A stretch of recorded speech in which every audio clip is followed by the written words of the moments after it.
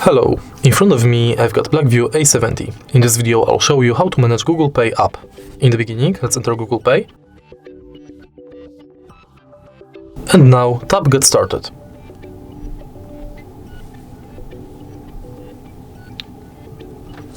As you can see, from the homepage of Google Pay, you can add payment method or different types of cards. If you go to menu, you've got access to all of your payment methods, full list of participating banks, and your activity.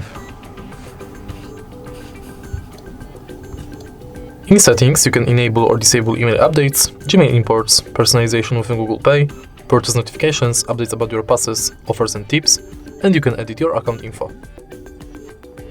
Then, we've got Contactless Setup, which is unavailable on this phone because it doesn't have NFC. And next we've got help and support, send feedback, and access to our Google account. And that's it. If you find this video helpful, please leave like, comment and subscribe.